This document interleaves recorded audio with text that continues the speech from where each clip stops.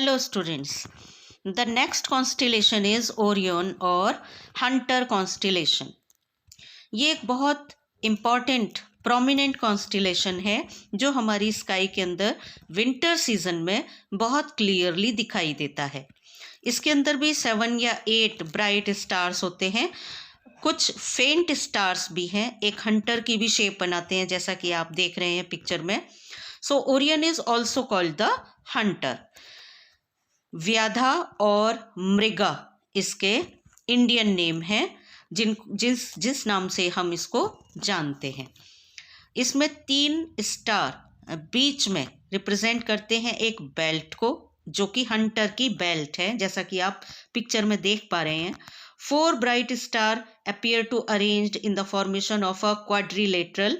The head and limbs of hunter are formed from other faint stars which are not shown in the figure. देखिए आपको 3 बीच में star दिखाई दे रहे हैं और जो क्वाड्रिलेटरल बन रहा है उसके अंदर 5 या 4 स्टार इस तरह से दिखाई देते हैं एक क्वाड्रिलेटरल बनाते हुए जिससे हमें हेड और इसके लेग्स दिखाई देते हैं. स्टार सिरस जो स्टार है वो हम इस हंटर के थ्रू देख सकते हैं. हंटर की जो बेल्ट है उसको अगर हम लेफ्ट साइड में एक्सटेंड करें तो हमें एक इमेजिनरी लाइन के थ्रू हमें एक बहुत ब्राइट स्टार स्काई के अंदर दिखाई देता है. दैट इज कॉल्ड द सिरस.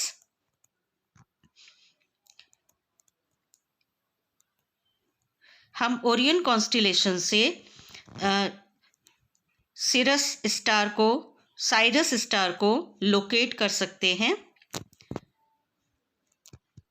एक स्ट्रेट लाइन के थ्रू हमें ये स्टार दिखाई देता है जैसा कि आप पिक्चर में देख पा रहे हैं. आप समझ पा रहे होंगे कि साइरस स्टार को हम कैसे लोकेट कर सकते हैं with the help of Orion और hunter constellation. This is one of the most prominent constellation in the sky. It is visible during the winter season. It has 7 or 8 bright stars and several faint stars which form the body of a hunter. So, Orion is also called the hunter constellation. व्याधा और मृगा इसके Indian name है. Scorpius देखिए ऊपर Scorpius दिखाई दे रहा है. It is visible in July and August. ये एक डिस्टॉर्टेड वाई की शेप में बनता है और कैसियोपिया जो कि डिस्टॉर्टेड जे की शेप में बनता है या हम स्कॉर्पियन की शेप इसको बोल सकते हैं जो नीचे आपको दिखाई दे रखा है. स्कॉर्पियस भी इसको कहते हैं. Scorpius distorted J. It is visible in July and August. It also has 7 prominent stars and resembles a scorpion. It is also known as Vrishchika. Vrishchika Indian name है. अब कैसियोपिया देखिए. कैसियोपिया डिस्टॉर्टेड एम या W या तो inverted M समझ लीजिए या W.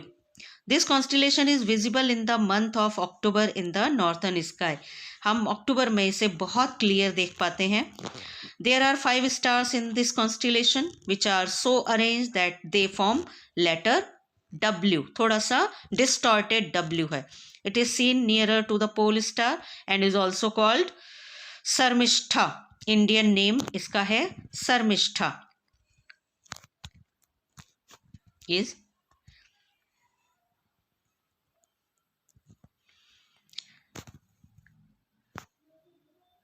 artificial satellites.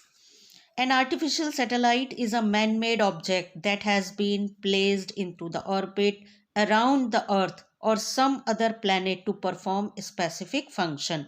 अगर हम किसी प्लैनेट के चारों तरफ कोई सैटेलाइट अपने आप से बनाया हुआ लगाते हैं then it is called artificial satellite. Artificial satellites are launched from the earth. क्योंकि हम अपने अर्थ के चारों तरफ लगा रहे हैं. अगर हम मार्स के चारों तरफ लगाते हैं तो भी वो आर्टिफिशियल सैटेलाइट हम उसको स्टडी करने के लिए मार्स तक भेजते हैं या अगर हम मून के चारों तरफ लगाते हैं तो ये आर्टिफिशियल सैटेलाइट्स कहलाते हैं. First artificial satellite called Sputnik 1 was launched by the Soviet Union USSR on October 4, 1957. सबसे पहला आर्टिफिशियल सैटेलाइट था Sputnik 1. Since then, many countries, including India, have launched a large number of artificial satellites. Most of these satellites revolve around the Earth. ये Sputnik 1 का आपको picture दिखाया है. ये सबसे पहला सैटेलाइट था जो रशिया ने 4 अक्टूबर 1957 को स्पेस में भेजा था, लॉन्च किया था.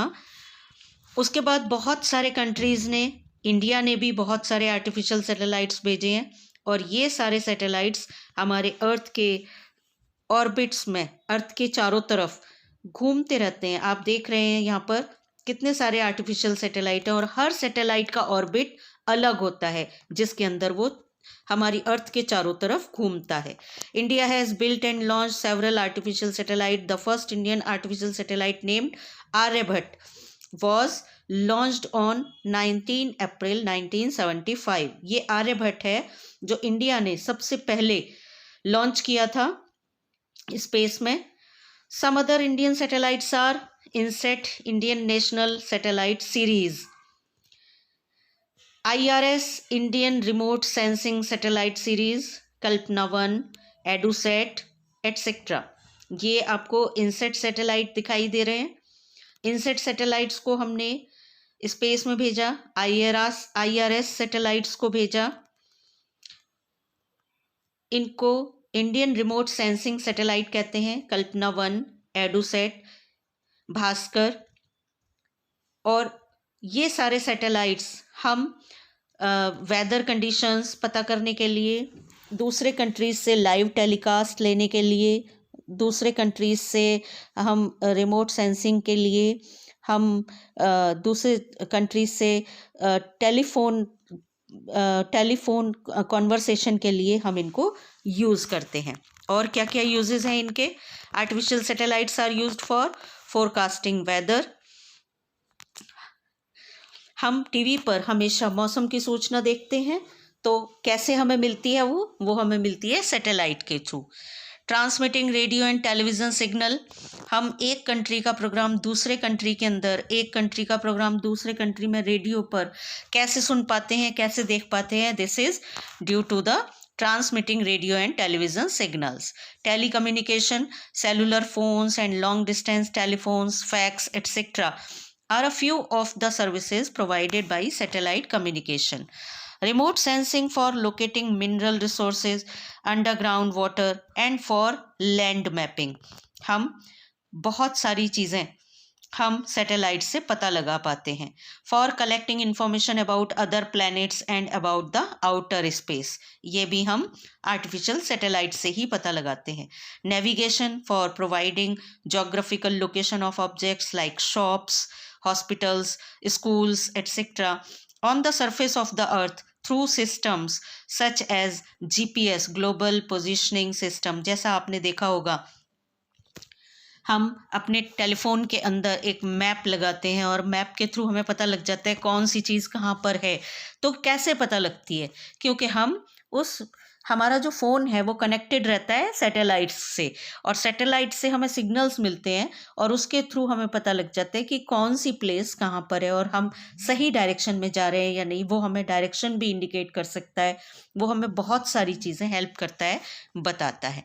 तो इस तरह से हम बहुत सारे यूज़ करते हैं इन आर्टिफिशियल सैटेलाइट से.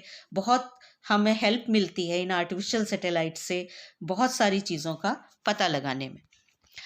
Our universe is expanding. हमारा जो यूनिवर्स है ये बहुत बड़ा हो रहा है अभी तक, क्योंकि हमें इसके बारे में बहुत ज़्यादा कुछ पता नहीं है. Edwin Hubble, an astronomer, observe that the galaxies are not stationary but are moving away from each other. Galaxies जो हैं वो एक दूसरे से दूर जा रही हैं, दूर होती रहती हैं. तो larger the distance between two galaxies the faster they move away from each other. जो जितनी ज़्यादा दूर होती हैं वो उतनी ज़्यादा तेज़ी से एक दूसरे से दूर जाती हैं. This led him to propose and concluded that the universe is expanding. हमारा यूनिवर्स बड़ा होता जा रहा है. बिग बैंग थ्योरी, हमारे यूनिवर्स में एक बिग बैंग थ्योरी है. The most widely accepted theory about the origin of universe is Big Bang theory. हालांकि साइंटिस्ट बहुत सारी थ्योरीज पोस्टुलेट करते रहते हैं, बनाते रहते हैं, देते रहते हैं, लेकिन जो सबसे ज़्यादा accepted theory है वो है Big Bang theory. According to this theory, astronomers found out that the universe is expanding. हमारा यूनिवर्स बड़ा होता जा रहा है. According to this theory, all the matter in the universe was initially concentrated into a vast super dense mass about 100 million light years wide, about 15 billion years ago. This super dense mass exploded, hence the name Big Bang. As a result, the matter flew in all directions through space, leading to the formation of the galaxies. ये सब एक दूसरे से दूर जा रहे हैं, expand हो रहे हैं, और इसी की वजह से गैलेक्सीज बनी हैं.